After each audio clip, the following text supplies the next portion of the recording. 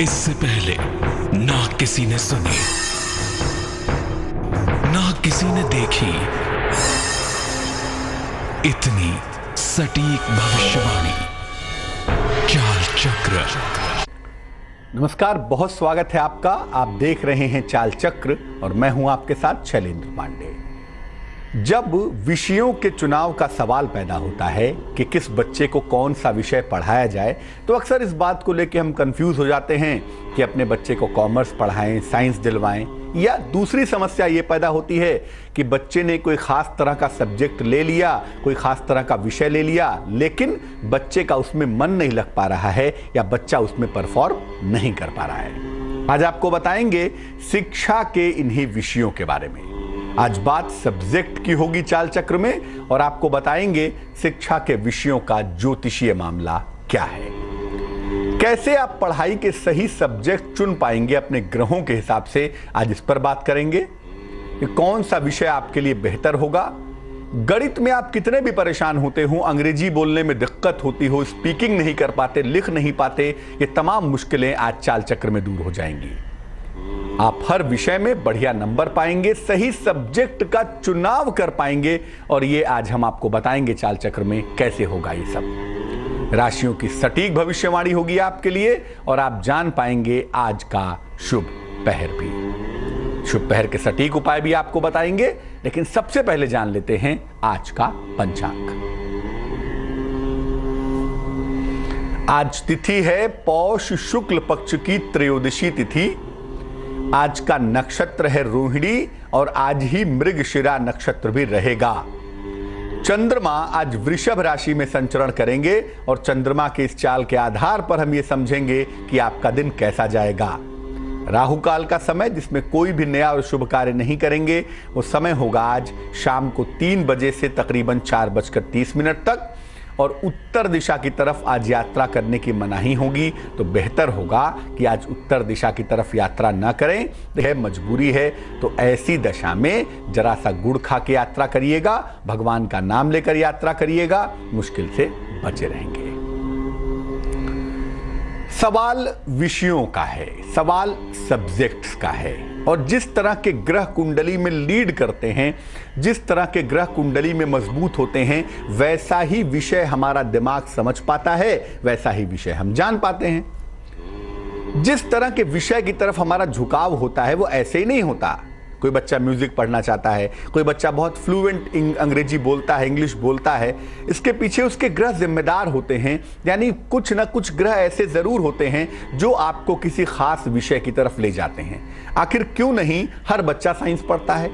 क्यों कुछ बच्चे कॉमर्स में बहुत अच्छा परफॉर्म करते हैं? क्यों ऐसा होता है?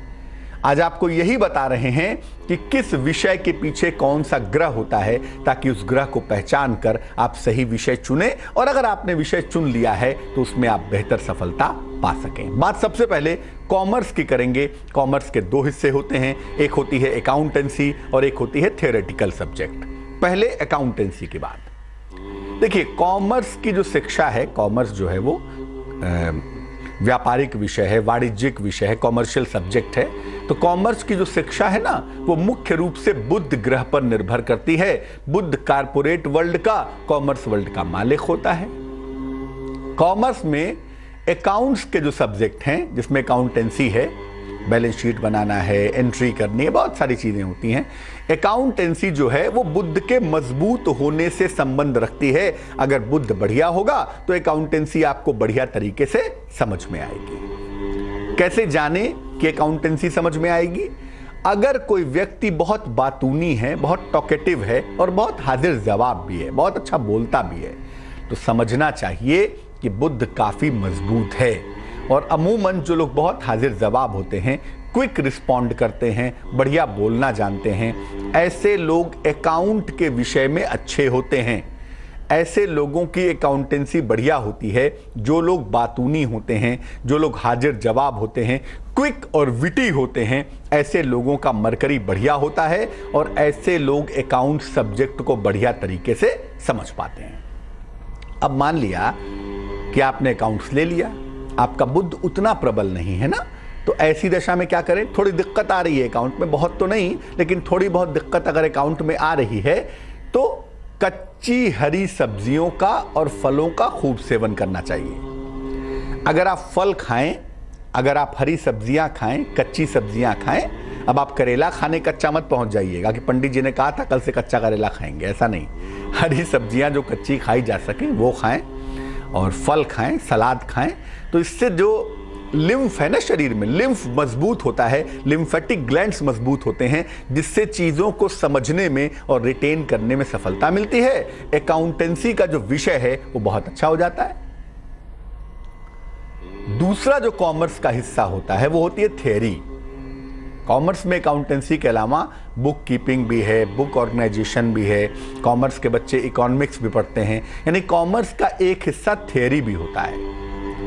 अगर आप थ्योरी में दिक्कत आ रही है, आपको अकाउंट्स तो आपको बढ़िया से आता है लेकिन आप थ्योरी नहीं पढ़ पा रहे, या थ्योरी में नंबर नहीं आ रहे, अकाउंट्स में 100 में से 90 नंबर पाते हैं, थ्योरी में 100 में 40 नंबर पाते हैं, यानी थ्योरी की समझ अगर आपको नहीं है, अगर आप थ्योरी नहीं समझ पा रहे हैं तो क्या करना चाहिए? देखिए, कॉमर्स की जो शिक्षा है, कॉमर्स की जो एजुकेशन है, ये बुद्ध का मामला है, मरकरी का मामला है, लेकिन इसकी थ्योरी के लिए आपका बुद्ध भी अच्छा होना चाहिए और बृहस्पति भी अच्छा होना चाहिए। कॉमर्स की थ्योरी में आप नंबर तब पाएंगे जब आपका बुद्ध भी अच्छा हो और बृहस्पति भी अच्छा हो। इसीलिए जब बुद्ध और बृहस्पति बड़े अच्छे होते हैं तो व्यक्ति बहुत गजब का इकोनॉमिस्ट होता है, बहुत बढ़िया अर्थशास्त्री होता है। इसीलिए बुद्ध का अच्छा होना कॉमर्स में तो ले जाएगा आपको, अकाउंटेंसी भी बढ़िया पढ़ा देगा, लेकिन अगर बृहस्पति अच्छा नहीं है तो हो सकता है आप थियरी में थोड़े कच्चे रह जाएं। जो लोग बातूनी होते हैं, बहुत बोलते हैं और थोड़े मोटे होते हैं, हल्के से मोटे होते हैं, मीठा खाते हैं, बातूनी होते हैं, ऐसे लोगों का बुध और बृहस्पति दोनों मजबूत होता है। बुध भी प्रबल होगा और बृहस्पति भी प्रबल होगा तो आप थ्योरी बढ़िया तरीके से पढ़ सकेंगे। और ऐसे लोग कॉमर्स की थ्योरी में बड़े अच्छे होते हैं, कॉमर्स की पढ़ाई में खूब नंबर पाते हैं। अब मान लिया कि आपको अकाउंटेंसी में दिक्कत नहीं हो रही है, लेकिन जो कॉमर्स का थ्योरी का पार्ट है, जो कॉमर्स का थियोरेटिकल पार्ट है, अगर उसमें दिक्कत हो रही है तो बुधवार के दिन भगवान गणेश को लड्डू चढ़ाना शुरू करिए। अब ये नहीं कि पढ़ाई बंद कर दीजिए कि भगवान गणेश को लड्डू चढ़ाएंगे, पढ़ाई बंद, पंडित जी ने कहा था कि बहुत बढ़िया नंबर आ जाएंगे, ऐसा नहीं होगा, पढ़ना भी पड़ेगा। कहते हैं ना, God helps them who helps themselves, जो अपनी सहायता स्वयं करते हैं भगवान उनकी सहायता जरूर करते हैं। तो थोड़ी सहायता अपने आप की भी करनी पड़ेगी, थोड़ी पढ़ाई करिए, थोड़े उपाय करिए, दोनों मिलकर बहुत सुंदर हो जाएगा। तो अगर थ्योरी में दिक्कत आ रही है कॉमर्स की तो बुधवार को गणेश जी को लड्डू का भोग लगाइए और स्वयं लड्डू ग्रहण करिए। निश्चित रूप से आपका थियोरेटिकल पक्ष भी बेहतर होना शुरू होगा और आपको लाभ जरूर होगा। कानून की बात करते हैं। अक्सर आजकल देखा जा रहा है बच्चों का जो बेंट ऑफ माइंड है, जो झुकाव है, वो ये है कि 12वीं के बाद BA LLB, BCom LLB, BBA LLB करेंगे। लॉ की तरफ थोड़ा सा लोगों का रुझान बढ़ रहा है। कानून के बारे में क्या कहेंगे? देखिए, जो कानून है, जो लॉ है, ये बुध, बृहस्पति और शनि का मिश्रित विषय है। वैसे तो बुध और बृहस्पति का ही है, अमूमन बुध और बृहस्पति लीड करें कुंडली में तो व्यक्ति कानून पढ़ता है और बढ़िया से पढ़ता है, लेकिन बुध, बृहस्पति, शनि तीनों लीड करेंगे तो आपके लिए जो लॉ है ना वो बड़ा आसान हो जाएगा। इसके लिए तमाम लक्षणों पर विचार करना पड़ेगा कि आपके शरीर के, आपके जीवन के कौन से लक्षण हैं जो ये बता रहे हैं कि आप लॉ पढ़ेंगे। कौन से लक्षण हैं? देखिए, अगर आप देखें कि जो लोग बहुत अच्छे लॉयर होते हैं या बहुत अच्छे कानून के वेत्ता होते हैं, ज्ञाता होते हैं, उनकी व्यक्तित्व को देखें, हल्के से मोटे होते हैं, बहुत मोटे नहीं होते, हल्का सा जो शरीर है वो टुवर्ड्स फैट होता है और उनका व्यक्तित्व, उनकी पर्सनैलिटी बड़ी शानदार होती है। शानदार व्यक्तित्व और अ बिट ऑफ फैटिज्म, हल्का सा मोटापा, उनको कानून के विषय में निपुणता देता है। जो लोग लॉ पढ़ते हैं या लॉ के बड़े अच्छे जानकार होते हैं, हल्के से मोटापे की तरफ होंगे और व्यक्तित्व बड़ा शानदार होगा। उनके कपड़े, उनके लत्ते, उनके बात व्यवहार करने का तरीका, उनका प्रेजेंटेशन अद्भुत होगा, क्योंकि सैटर्न भी है ना, सैटर्न मतलब अनुशासन, तो कपड़े में, रख रखाव में, प्रेजेंटेशन में ये अनुशासन रिफ्लेक्ट होता है। अगर कानून के विषय में दिक्कत हो रही हो, आपने लॉ का सब्जेक्ट तो ले लिया लेकिन लॉ में दिक्कत हो रही है, या आप लॉयर हैं, कानून के जानकार हैं, कानून का अभ्यास करते हैं, उसमें थोड़ी भी दिक्कतें अगर आपको आ रही हैं, यानी कानून के विषय में किसी को भी अगर दिक्कत आ रही हो, छात्र से लेकर प्रोफेशनल तक, तो शनिवार का उपवास रखना, शनिवार का व्रत रखना बेहद लाभकारी होता है, बेहद फायदेमंद होता है। साइंस, विज्ञान पढ़ते थे बचपन में, किसी भी वस्तु का जो विशेष ज्ञान होता है, किसी भी वस्तु से जुड़ा हुआ जो विशेष ज्ञान होता है वो विज्ञान होता है। इसीलिए हर चीज के साथ लोग विज्ञान लगा देते हैं। सौंदर्य विज्ञान, रूप विज्ञान, भूमि विज्ञान, ज्योतिष विज्ञान, कहते हैं ना। विज्ञान मतलब किसी भी सब्जेक्ट का जो स्पेसिफिक नॉलेज है, जो टू द पॉइंट नॉलेज है, वो साइंस है, वो विज्ञान है। लेकिन हम जिस विज्ञान की बात कर रहे हैं वो किसी भी विषय का विज्ञान नहीं है, वो सामान्य विज्ञान है, यानी फिजिक्स है, केमिस्ट्री है, ये वाला विज्ञान है, इसको आप साइंस कहते हैं। जो साइंस है, जो विज्ञान है, ये मुख्य रूप से सूर्य का विषय है, सब्जेक्ट ऑफ सन है। हर विषय के पीछे, हर ज्ञान के पीछे जो एक ग्रह मुख्य रूप से लीड करता है उसका नाम सूर्य है। इसीलिए विज्ञान का जो जनक है, जो साइंस का मालिक है, उसका नाम सूर्य है। और आप देखें तो सूर्य से ही सृष्टि चल रही है, इसीलिए विज्ञान के बिना हम नहीं चल सकते। इसीलिए विज्ञान का जो बेसिक आधारभूत मामला है वो सूर्य का है। विज्ञान तभी आएगा, विज्ञान तभी समझ आएगा जब सूर्य बेहतर होगा। कुछ हिस्सा इसका मंगल और चंद्रमा से संबंध रखता है। हालांकि अगर हम इसको अलग अलग पार्ट में बांटें तो फिजिक्स मंगल है, केमिस्ट्री शुक्र है, बॉटनी चंद्रमा है, जूलॉजी शनि है, और इसको स्पेसिफिक करें एटॉमिक का जो मामला है वो राहु है। मतलब बहुत अधिक सूक्ष्मता से भी हम देख सकते हैं, लेकिन मोटे तौर से जो विज्ञान है वो सूर्य है, और मंगल और चंद्रमा भी इससे संबंध रखते हैं। जो लोग स्वभाव से मेहनती होते हैं, जो लोग स्वभावतः जिम्मेदार होते हैं, अमूमन उनका सूर्य मजबूत होता है। आप देखें कि जिनका सूर्य मजबूत होगा स्वभाव से मेहनती होंगे, स्वभाव से ईमानदार होंगे, और ऐसे लोगों को विज्ञान विषय की जो शिक्षा है, विज्ञान की जो एजुकेशन है, वो निश्चित रूप से लाभकारी होती है, निश्चित रूप से बेनिफिशियल होती है। अगर आप साइंस के विद्यार्थी हैं, थोड़ी भी दिक्कत आ रही है, दिक्कत नहीं आ रही है तो भी, और आ रही है तो भी, आप चाहते हैं कि विज्ञान में आप निष्णात हो जाएं, विज्ञान आपका बहुत अच्छा हो जाए, साइंस के सब्जेक्ट्स में आप कमाल कर दें, तो ऐसी दशा में भगवान सूर्य को जल अर्पित करें और गुड़ खाएं। ऐसा करने से सूर्य का जो एलिमेंट है वो प्रबल होगा, और सूर्य का एलिमेंट जब प्रबल होगा ना, तो निश्चित रूप से आपको विज्ञान पढ़ने की जो सबलता है, जो प्रबलता है, वो समझ में आएगी, और आप विज्ञान को बढ़िया तरीके से ग्रैप्स कर पाएंगे। तो विज्ञान के मालिक सूर्यदेव हैं। वैसे तो सूर्य हर ज्ञान के मालिक हैं, लेकिन विज्ञान वालों को सूर्य भगवान की उपासना करने से बेहद फायदा होता है। साथ ही साथ गुड़ भी खाना चाहिए, उससे भी लाभ होता है। अब जिस विषय की बात करेंगे उसके नाम से लोग थर थर कांपते हैं। छात्रों में, विद्यार्थियों में इस विषय को लेकर बड़ा भय रहता है। भाई, विषय है गणित, मैथमेटिक्स। अमूमन लोग 10वीं के बाद नमस्ते, गणित को नमस्ते, आगे बढ़ लिए। तो गणित का जो विषय है, इसके पीछे मामला क्या होता है? जो सामान्य गणित है, जनरल मैथमेटिक्स है, जिसको अंक गणित कहते हैं, जोड़ घटाना गुणा भाग, ये सामान्य गणित आता है बुद्ध से। और जो जटिल गणित है, ट्रिग्नोमेट्री है, ज्योमेट्री है, अलजेब्रा है, स्टैटिस्टिक्स है, ये जो कठिन गणित है ना, ये मंगल से आती है।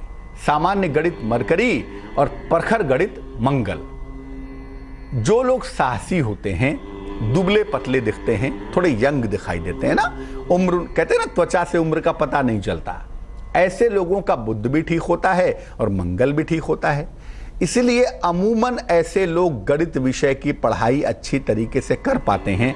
ऐसे लोगों को गणित में फायदा जरूर होता है, ऐसे लोग गणित में काफी अच्छा कर पाते हैं। एक बात और बता दूं, अमूमन आप देखेंगे कि जो मैथमेटिशियन होते हैं या जिनका गणित पक्ष बहुत अच्छा होता है, वो दुबले पतले लंबे होते हैं, ऐसा देखा है मैंने।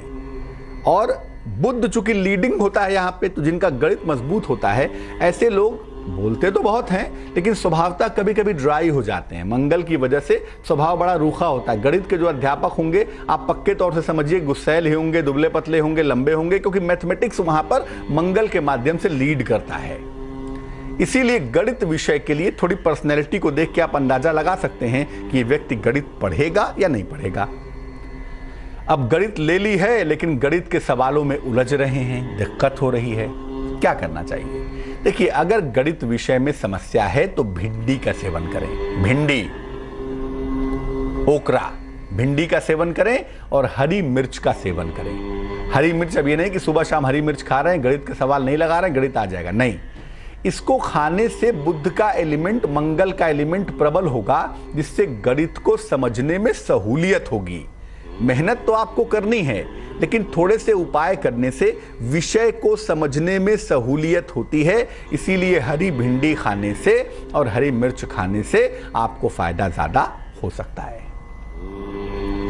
अंग्रेजी, इंग्लिश से भी बहुत लोग डरते हैं और आमतौर पर जो ग्रामीण परिवेश के हमारे भाई बहन हैं वो अंग्रेजी समझ तो लेते हैं लेकिन बोलने में बहुत हिचकिचाते हैं। दुनिया भर की कोचिंग ज्वाइन करते हैं, हाउ टू स्पीक फ्लुएंटली और फलाना ढिमकाना किताबें पढ़ते रहते हैं। अंग्रेजी आती कैसे है? देखिए, एक बात तो मैं बता दूं कि अंग्रेजी हमारी मदर टंग नहीं है, ये तो पक्की बात समझिए। इसलिए आप कितने भी ज्ञान की बात करिए, लेकिन है ये विदेशी भाषा। जरूरत उसकी बहुत है आज के दिन में। दुनिया भर में कनेक्टिविटी के लिए हमें अंग्रेजी की आवश्यकता है, ये बात सही है, लेकिन ये है ज्योतिष के दृष्टिकोण से अगर हम देखें तो ये फॉरेन लैंग्वेज है। कोई भी विदेशी भाषा, चाहे वो अंग्रेजी हो, फ्रेंच हो, जर्मन हो, स्पेनिश हो, रशियन हो, कोई भी विदेशी भाषा या अंग्रेजी राहु केतु से या शनि से आती है व्यक्ति को, जिनके अंदर थोड़ा अहम भाव हो, थोड़े ईगोइस्टिक हो, थोड़ी जबान कठोर हो, कड़वी बोलते हो, गुस्साते बहुत जल्दी हो, ऐसे लोगों का राहु केतु अच्छा होता है। और आप देखें, ऐसे लोग पानी की तरह अंग्रेजी बोलते हैं, पानी की तरह, बिल्कुल वाटर फ्लुएंट, और इंग्लिश ही नहीं बोलते। ऐसे लोग बहुत सारी भाषाओं पे कमांड रखते हैं। जो लोग बहुभाषी होते हैं, उनकी कुंडली अगर आप देखेंगे ना तो वहां पे केतु लीड करता हुआ दिखाई देगा। केतु बहुत सारी भाषाओं का मालिक होता है, इसीलिए जहां पर बहुत सारी भाषाओं का सवाल पैदा होता है, जैसे कंप्यूटर का क्षेत्र है, डिबेस है, लोटस है, कोबोल है, तमाम वहां पर भी भाषाएं होती हैं कंप्यूटर में भी, इसीलिए केतु वाले कंप्यूटर भी पढ़ लेते हैं। बहरहाल, हम बात विषय की कर रहे हैं, तो अगर राहु केतु बहुत अच्छा होता है तो ऐसे लोगों को विदेशी भाषा बोलने में बड़ी सुविधा होती है, बड़े अच्छे हो जाते हैं। ये लोग कोई भी विदेशी भाषा, जैसे अंग्रेजी है, फ्रेंच है, स्पेनिश है, अच्छी तरह सीख पाते हैं। अब अगर आप अंग्रेजी पढ़ते हैं, इंग्लिश पढ़ते हैं, उस विषय में समस्या हो रही है आपको, तो आपको थोड़ा सा कलर कॉम्बिनेशन पे ध्यान देना होगा। कलर्स का बड़ा खेल होता है, कभी बात करेंगे कि कलर्स के प्रयोग से कैसे स्वभाव बदल दिया जाए, इस पर भी बात होगी। लेकिन अभी तो ये जान लीजिए कि अगर आप इंग्लिश पढ़ना, सीखना और बोलना चाहते हैं तो जो कलर आपके बेंट ऑफ माइंड को चेंज कर देगा, जो कलर आपके मन मस्तिष्क पर असर डालेगा, वो कलर होगा ब्लू। ब्लू कलर के प्रयोग से आप अंग्रेजी अच्छी बोल पाएंगे ना, अंग्रेजी अच्छी सीख भी पाएंगे और आपको विदेशी भोजन भी लाभ देगा। अब ये नहीं कि दिन भर फॉरेन फूड ही खा रहे हैं, लेकिन हाँ, थोड़ा सा विदेशी भोजन करने से भी राहु केतु प्रबल हो जाते हैं और ऐसा करने से इंग्लिश सीखने में, पढ़ने में, बोलने में, प्रेजेंट करने में थोड़ा फायदा जरूर होता है। स्वागत है आपका ब्रेक के बाद। आप देख रहे हैं चाल चक्र। ब्रेक पर जाने के पहले हमने आपको बताया कि भाषाओं को समझें कैसे, सब्जेक्ट्स को समझें कैसे और कौन से ग्रह किस विषय को मजबूत करने के लिए जिम्मेदार होते हैं, ताकि आपका बच्चा या आप खुद विषयों को समझ सकें। अब हम आगे बताएंगे आज आपके राशियों की सटीक भविष्यवाणी, ताकि दिन को सही तरीके से प्लान कर सकें और दिन की मुश्किलों से बच सकें। इसके अलावा आपके टेलीफोन कॉल्स भी लेंगे, जिस पर आप हमसे बात करके अपनी समस्याओं का समाधान जान सकेंगे और बात करेंगे आज के शुभ पहर की। तो चलिए आगे बढ़ते हैं और बात सबसे पहले मेष राशि की। मेष राशि, मानसिक तनाव से बचाव करना है आज के दिन। थोड़ा मन अशांत दिख रहा है, वाद विवाद ना करें और आज पैसे का इन्वेस्टमेंट भी ना करें, पैसा डूब सकता है, पैसा फंस सकता है। शुभ रंग जिसका प्रयोग करेंगे वो होगा नीला और भाग्य होगा 75%। वृष राशि, परिवार में खुशहाली आती दिखाई दे रही है, संतान पक्ष से सुख मिल रहा है आपको, शिक्षा प्रतियोगिता के मामलों में सफलता के योग भी बने हुए हैं। शुभ रंग जिसका प्रयोग करेंगे वो होगा आसमानी और भाग्य साथ निभाएगा तकरीबन 50%। मिथुन राशि, धन की स्थिति में सुधार होता दिख रहा है। कोई शुभ सूचना मिलती हुई दिखाई दे रही है। सेहत में भी आज सुधार होगा, चीजें बेहतर रहेंगी। शुभ रंग सुनहरा होगा और भाग्य होगा तकरीबन 66% यानी कि 66%। कर्क राशि, सेहत का बहुत ख्याल रखें और आज धन का लेन देन ना करें। धन के लेन देन में सावधानी रखें। फिलहाल यात्रा ना करें, थोड़ा प्रेशर दिख रहा है, कोई दुर्घटना ना हो, कोई दिक्कत ना हो जाए, इस संभावनाओं से बचना चाहिए। शुभ रंग क्रीम होगा आपका और भाग्य होगा 66%। सिंह राशि, आपका मन स्पिरिचुअल हो रहा है, आध्यात्मिक हो रहा है, जो कि एक बड़ी सुंदर बात है। अगर अविवाहित हैं तो विवाह तय होने के योग बन रहे हैं। मान सम्मान भी मिलता हुआ आपको दिख रहा है। शुभ रंग लाल होगा और भाग्य होगा 79%। कन्या राशि, मानसिक तनाव से बचाव करें, वाहन चलाने में सावधानी रखें, वाहन दुर्घटना हो सकती है। शाम के बाद आपकी स्थितियों में सुधार होता हुआ दिखाई देगा। दिन भर शांति बनाए रखने में ही बुद्धिमानी है। शुभ रंग हरा होगा और भाग्य होगा 55%। तुला राशि, कर्ज का लेन देन बिल्कुल ना करें। संतान पक्ष से आज तनाव हो सकता है, शांति बनाए रखें और दिन को बेहतर बनाने के लिए हल्की सुगंध का प्रयोग करें। शुभ रंग सफेद होगा, व्हाइट होगा और भाग्य होगा 70%। वृश्चिक राशि, मान सम्मान मिलता हुआ, किसी मनोरंजक यात्रा के योग बन रहे हैं। प्रेम संबंधों में सफलता मिलती हुई भी दिखाई दे रही है। शुभ रंग गुलाबी होगा और भाग्य होगा 65%। धनु राशि, जीवन साथी का सहयोग मिलता हुआ दिख रहा है। धन की प्राप्ति होती हुई दिखाई दे रही है, लेकिन भावनाओं में बहकर, इमोशंस में बहके गड़बड़ी ना करें। शुभ रंग क्रीम होगा और भाग्य होगा 69%। मकर राशि, वाणी पर नियंत्रण बनाए रखें। नया कारोबार शुरू ना करें और आज दिन को बेहतर बनाने के लिए कुछ मीठा खाकर घर से निकलें, ताकि दिन भर इसकी मिठास बनी रहे। शुभ रंग जिसका इस्तेमाल करेंगे वो होगा पीला और भाग्य होगा 58%। कुंभ राशि, वाद विवाद से बचाव करें, बेवजह वाद विवाद ना करें। धन के नुकसान से बचें और अपने रिश्तों को ठीक से निभाएं, रिश्तों का मूल्य समझें। शुभ रंग धानी होगा और भाग्य होगा 63%। मीन राशि, कारोबार में बड़ा फायदा होता हुआ दिख रहा है। कोई बड़ा निर्णय भी इस समय आप ले सकते हैं, ये संभावना भी बनी हुई है और आपको आर्थिक लाभ होता हुआ भी दिखाई दे रहा है। शुभ रंग जिसका प्रयोग करेंगे वो होगा नीला और भाग्य होगा 75%। एक दर्शक जुड़ रही हैं इंदौर से, जयश्री हैं हमारे साथ, उनसे बात करते हैं। जयश्री बताइए। नमस्कार गुरुजी। जी नमस्कार। मेरा नाम जयश्री है। मेरा डेट ऑफ बर्थ है 29 जनवरी 1987। समय बताइए। और बर्थ प्लेस है धार। 12:04 दोपहर का जन्म है। एक्चुअली गुरुजी मेरी जन्म कहाँ पर हुआ है बहन जी? बहुत ज्यादा प्रॉब्लम हो रही है। जन्म तो बताइए कहाँ हुआ है? मम्मी पापा बहुत परेशान हो रहे हैं और कुछ पता ही नहीं चल पा रहा है कि हम लोग कैसे प्रोसीड करें। कई बार प्रपोजल्स आते हैं और वर्क ही नहीं हो पाता है। ना मेरी जॉब का कुछ हो पा रहा है, ना मेरी शादी का कुछ हो पा रहा है। चलो आपकी समस्या समझ गए। और ICW फाइनल में हूँ मैं। आपकी समस्या मैं समझ गया। कृपया ये बताएं कि आपका जन्म कहाँ हुआ है? अरे आवाज मला ऐकू है ना? हाँ नमस्ते गुरुजी। आपका जन्म कहाँ पर हुआ है? मेरा जन्म धार का है, धार मध्य प्रदेश। धार। अभी आपने कोई रत्न पहना हुआ है? हाँ अभी मैंने पुखराज पहना हुआ है और ये शनि का जो रहता है नीलम नीलम पहन के रखा है।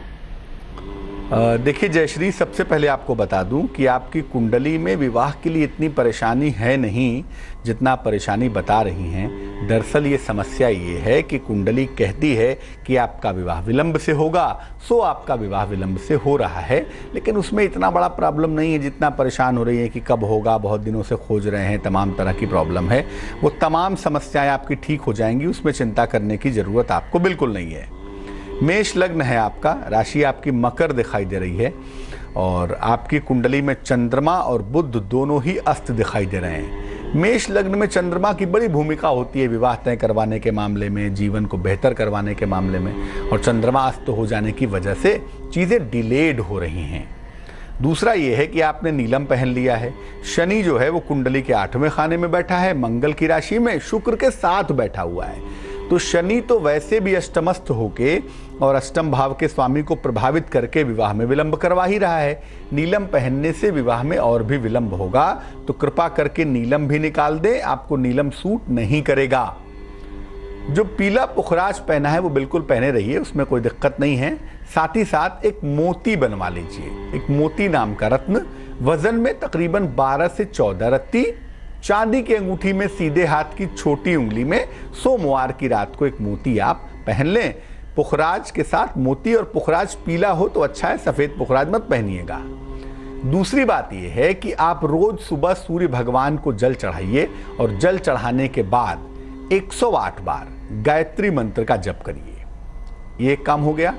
मैं आपको बता दूं, आपका विवाह इसी साल के अंत में होगा, सितंबर के बाद, सितंबर 2017 के बाद ऐसा लग रहा है कि आपकी शादी हो जाएगी। उसमें चिंता का कहीं कोई प्रश्न हमें दिखाई नहीं देता।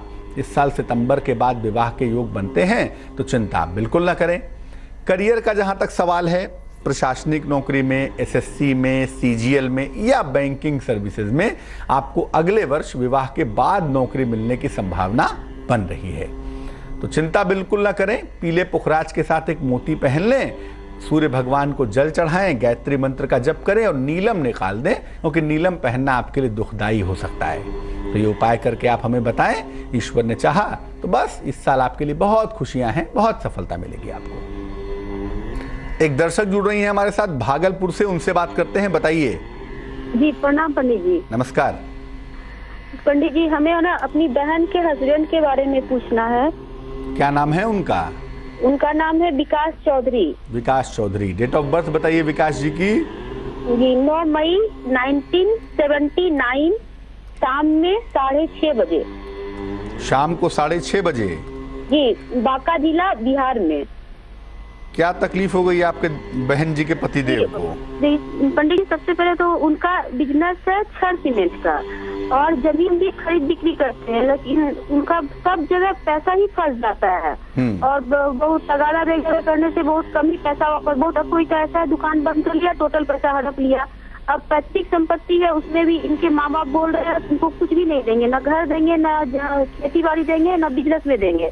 इनका कहना है मेरा करीब 60 लाख रुपया बिजनेस का अपना हम दिए हुए हैं बाबूजी के, अपने पापा के बिजनेस में। इनका गाड़ी वगैरह भी सब इनके पापा ले लिए, बोलते तुमको कुछ भी नहीं देंगे, अपना अलग घर बनाओ, अपना करो।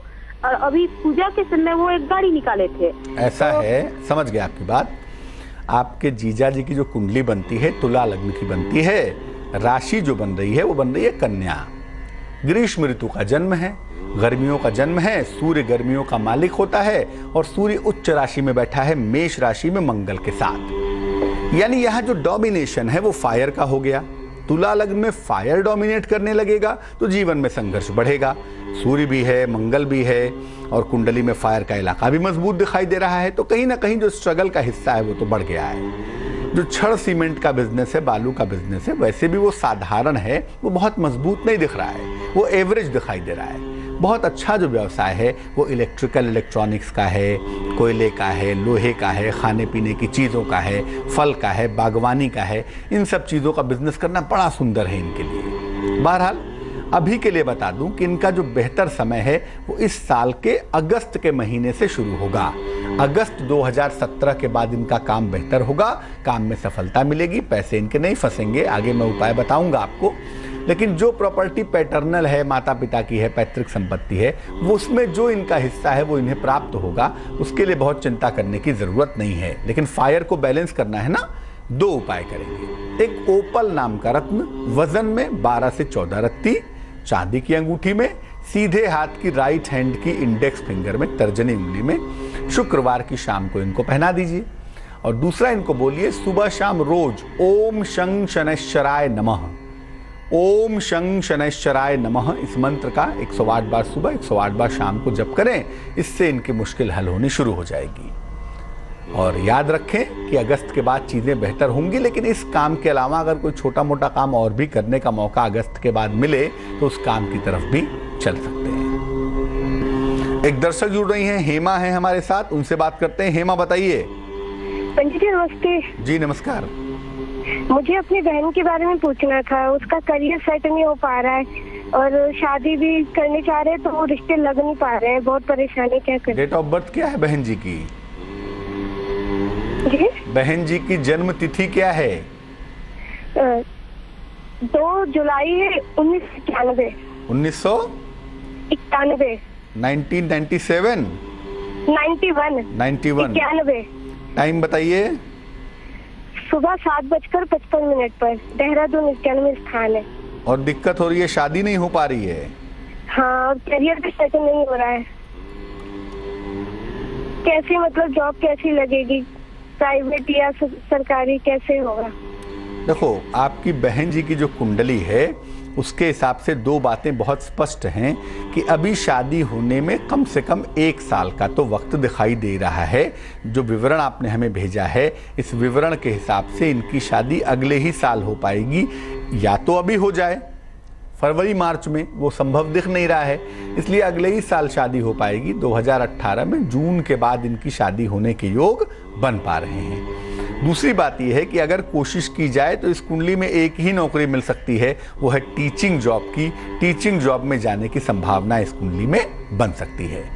तो इनका वैवाहिक जीवन ठीक हो, शीघ्र विवाह हो, टीचिंग जॉब इनको मिल जाए, जीवन बेहतर रहे, क्योंकि सेहत का फैक्टर भी अच्छा नहीं दिख रहा है। कुंभ राशि है, कर्क लग्न है। एक मोती नाम का रत्न, वजन में 12 से 14 रत्ती की मोती, चांदी की अंगूठी में, सीधे हाथ की छोटी उंगली में सोमवार की रात को पहना दिया जाए। और हर सोमवार के दिन भगवान शिव के मंदिर में जाके अगर ये जल चढ़ाएं तो इनकी तमाम मनोकामनाएं पूरी हो जाएंगी। तो आज हमने बात की विषयों और ग्रहों के बारे में। अब जान लीजिए अपना फेवरेट सेगमेंट, शुभ पहर। आज का शुभ पहर है शाम को 6 बजे से 7:30 तक। क्या करेंगे इस समय में? इस समय में हनुमान जी को लाल फूल अर्पित करेंगे, गुलाब का हो, गुड़हल का हो। ऐसा करने से आप चोट चपेट और दुर्घटनाओं से लंबे समय तक सुरक्षित बने रहेंगे। तो आज के लिए चाल चक्र में बस इतना ही। मुझे दीजिए इजाजत। आगे देखिए रिश्तों की कहानी संजय सिन्हा के साथ। नमस्कार।